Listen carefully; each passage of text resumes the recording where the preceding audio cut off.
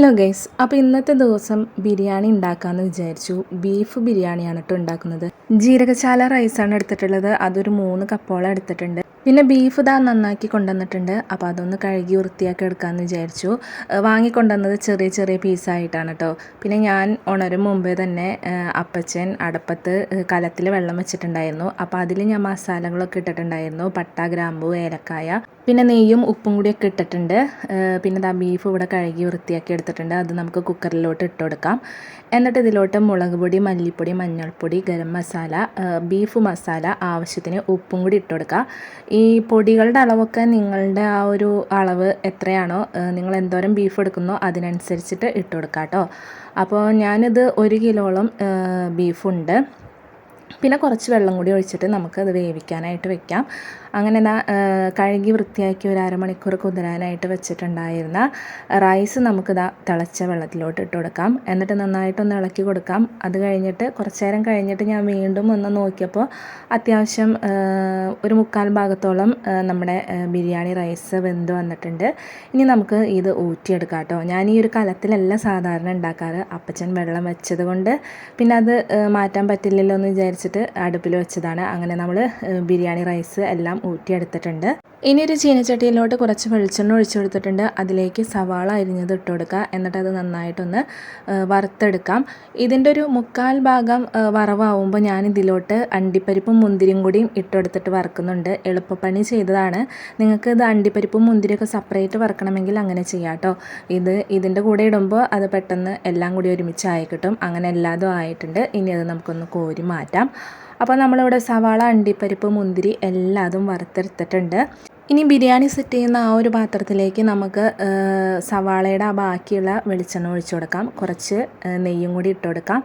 എന്നിട്ട് സവാള, തക്കാളി, ഇഞ്ചി, പച്ചമുളക്, കറിവേപ്പിൻ്റെ ഇല, വെളുത്തുള്ളി എല്ലാതും കൂടി ഇട്ട് കൊടുത്തിട്ട് നന്നായിട്ടൊന്ന് വഴറ്റിയെടുക്കാം. ഒരു 1/4 ഭാഗത്തോളം വഴറ്റി വരുമ്പോൾ നമുക്കിതിലോട്ട് മുളക് പൊടി, മല്ലിപ്പൊടി, മഞ്ഞൾപ്പൊടി, ഗരം മസാല, ബീഫ് മസാല, ആവശ്യത്തിന് ഉപ്പും ഇട്ടിട്ട് നമുക്ക് നന്നായിട്ടൊന്ന് വീണ്ടും വഴറ്റി കൊടുക്കാം. എന്നിട്ട് ഇതിലേക്ക് തൈര് ഒഴിച്ചു കൊടുക്കാം. വീണ്ടും നന്നായി മിക്സ് ചെയ്ത് കൊടുക്കാം. ബീഫിലോട്ട് പൊടികൾ ഇട്ടതുകൊണ്ട് ഇതിലേക്ക് ഇടുമ്പോഴും നമ്മൾ അളവ് നോക്കിയിട്ട് ഇട്ട് കൊടുക്കാം കേട്ടോ. എന്നിട്ട് വേവിച്ച് വെച്ച ബീഫ് ഇട്ട് കൊടുക്കുക. നല്ലതുപോലെ മിക്സ് ചെയ്ത് നന്നായിട്ടൊന്ന് കുറുകി വരുമ്പോൾ നമുക്ക് ഫ്ലെയിം ഓഫ് ചെയ്ത് കൊടുക്കാം. ബീഫൊക്കെ നല്ല സോഫ്റ്റായിട്ട് വെന്ത് തന്നെ കിട്ടിയിട്ടുണ്ട്. ഇനി നമുക്ക് ഫ്ലെയിം ഓഫ് ചെയ്തതിന് ശേഷം ബാക്കി സെറ്റിങ്സും കാര്യങ്ങളും ചെയ്യാം.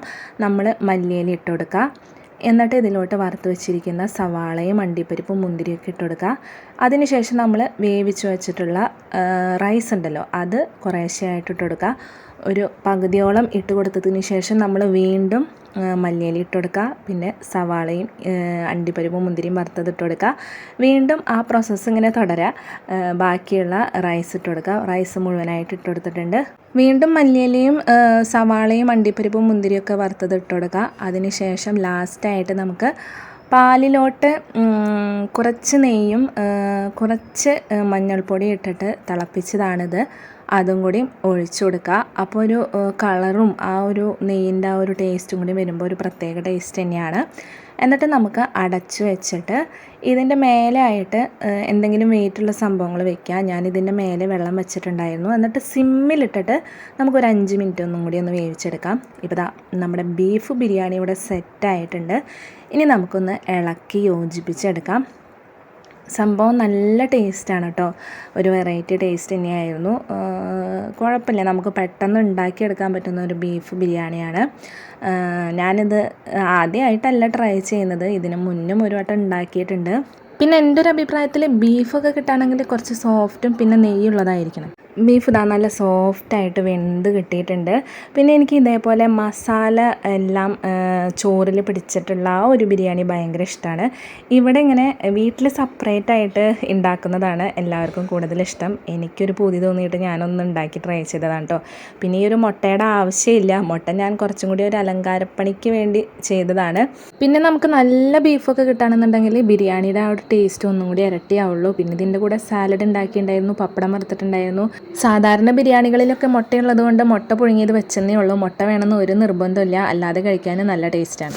അപ്പോൾ എല്ലാവർക്കും വീട്ടിൽ സിമ്പിളായിട്ട് ഉണ്ടാക്കാൻ പറ്റുന്ന ഒരു റെസിപ്പിയാണ്. അപ്പോൾ എപ്പോഴെങ്കിലുമൊക്കെ ബീഫ് ബിരിയാണി വെക്കണമെന്ന് തോന്നുകയാണെങ്കിൽ ഈ ഒരു റെസിപ്പി ഒന്ന് ട്രൈ ചെയ്ത് നോക്കാം കേട്ടോ. താങ്ക്